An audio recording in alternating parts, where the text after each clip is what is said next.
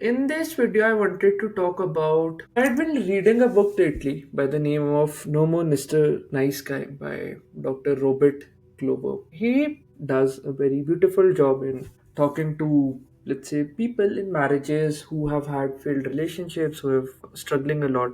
And the reason for that is a little bit psychological. I think probably this whole nicety, and then we get into this debate that why do women kind of go for a-holes? Why do women look for quote unquote some thrill in life? So, probably I think a lot of us spend a lot of time in pleasing people, be it our friends, families, sometimes even strangers online who we don't even know. Some of us feel that frustration of being, and I add the word in quotes, good. Good for everyone. Each and every person. We should just do goodness, not kind of assert our own boundaries, assert our own being in a way. So I think the key takeaway for me, among a lot of takeaways from that book, was it's not about becoming rude, but comfortably real. It's about being so comfortable in your authentic being that not a single thing kind of bothers you. You have these well established boundaries, you work within that. So Robert Glover kind of defines nice guys as men who try to get approval through covert contracts. Covert contracts basically means that I'm doing something with the expectation that I'll get something in return. So I think those are the type of bullshit that women generally sniff off. That if you're talking to me, let's say with an expectation that if I be nice, I'll get sex in return and things like that, then that's an instant turn off because you're not being authentic. You're just putting up a facade to satiate a very basal and animalistic need. Women kind of look more from a holistic point of view that can I be, let's say, can I find that completeness when I be with him? So I think one of the reason that a lot of women or girls in general go for a-holes is because these a-holes have clearly defined boundaries, and then you know that what is it that is comes in their boundary and what is it that they won't accept. With nice guys, the problem is they just don't have any boundaries and they just live in this whole facade of pleasing people. So that's a core idea you can take. These nice guys appear kind, full light, but internally they're like so approval dependent on others that people just sniff that out. I'm sure if you have found such irritating and I add the word in quotes guys around you, you also would want to push them away. The core script with which a lot of these people function is that if I'm good, people will like me. If I meet everyone's need, mine will also be met. If I avoid conflict, I'll have peace. But it doesn't work like that. People like to take advantage of quote unquote these nice guys. Attraction eventually dies and cheating happens and a lot of resentment grows, wherein these people just kind of get broken. What's a practical way to think about it? You can just write or introspect on certain things wherein you just said yes to avoid a certain form of guilt.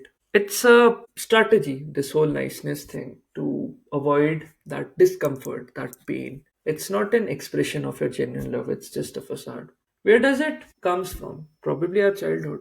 Because all of us in our child are just looking for that support or love from our parents. But if there are emotionally unavailable parents, we kind of embrace this in our brain that we need to earn love. If they are like very over controlling or critical parents, we tend to become perfectionists. There's like a lot of trauma, a lot of fear, a shame that is being done in our childhood. This creates this constant urge within a person to just hide their flaws or fix their flaws. A lot of us stay quiet, are always polite. We are taught to never upset anyone. And then you internalize your worth by an external metric as to how people would see me. In our context, it basically means to be this good son, this respectful boy, this obedient man. We are raised to please others, not express our own unique being. So I think this is where the core difference lies. Wherein our repression, this act of repressing your core needs, is just seen as this virtue. Men are not healthily taught to communicate their needs. And an interesting statistic is so I was recently watching a video of, I think, Prabhu Ram, he's the roadies guy. He says that if men genuinely learn to express their needs, women would not be able to handle it because they are not being taught or they have not understood how to genuinely take that side. So then they just kind of rip apart. So you see, this whole relationships are kind of being brought together on this whole facade thing, where woman has to play a certain role, a man has to play a certain role. So this is a very, very deeper problem. Some traits which can help you identify: always over analyzing before speaking, fearing that others would disapprove me, avoiding conflict. You know that this is something that is not in your heart, that does not speak to your being, still you avoid that. Agreeing to things that drain you. So in a recent video, I talked about this Albine paradox, wherein people just agree so that others won't be hurt. So we are trying to always fix people or rescue them, especially women. I don't know why that need exists, but anyhow, saying sorry a lot, feeling this sense of shame around expressing our anger, sometimes even lust or ambition. Because let's say I'm just talking this in terms of a relationship context. We are told that if we are overly lusty, especially with that significant other, if we express a lot of anger or ambition, things would fall apart. But a true person would just understand those things. I'm not saying that you go on expressing lust to every stranger, because that is an animality. But just I think in your relationships. So these are just like certain traits, just coming from a relationship perspective. Avoiding boundaries, giving too much all the time, and having this secret resentment in one's heart that if I'm not getting what I want from this person, I'll just resent her or him for that matter. I'll help everyone, but deep down I expect appreciation of people. When it does not come, I feel used.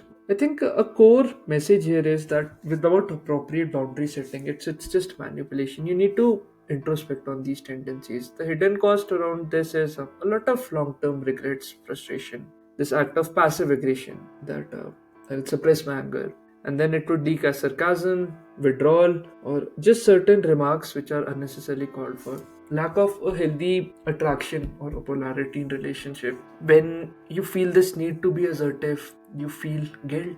Am I being selfish? Sometimes I think loss of a lot of, and I add the word in quotes, masculine energy. By masculine here, I mean that ability to lead. The fire within then becomes just a sort of docile politeness. Genuine peace comes from going at war with yourself. And sometimes I think also at wars with others who are not respecting your boundaries, because that is the way to have long term peace for your own self. So, certain patterns or certain things through which we can fix these things is always just not seeking approval from the outside world. Having set strong boundaries that no means no, don't rescue, don't fix, don't even over explain. You're not responsible for other people's emotion. Expressing your hidden feelings, whatever they are, embracing your core being, the masculinity that exists within you, integrating that with your being, accepting, let's say, those weird fantasies you have with your partner. Because I've seen this that our culture often confuses humility with weakness. Real humility is having the strength as to who I am with complete awareness, and this is what my things are, this is what my scene is, this is not what my scene is. Approving your own self and connecting with other genuine men, not a-holes who try to repress you, not those quote unquote alpha males who are just capitalizing on gender warfare. None of that shit. Genuine, real heart to heart connection with a lot of, you can say, people, men that exist in this world. So, just some reflections. I think all of us should read this book. Probably it's written more from an American context, but I think the core message is very beautiful. Not a lot of those things change. Anyhow, those were like my 2 cents on this. Let me know what you feel about this video. Feel free to like unsub, sub, whatever you feel is apt. If you have watched till here, and do share your opinions. Do share how much work you have done. What limitations have you broken? So this is Debu Ki Dastak from Debu Ki Dastak signing off. Cheers. Bye.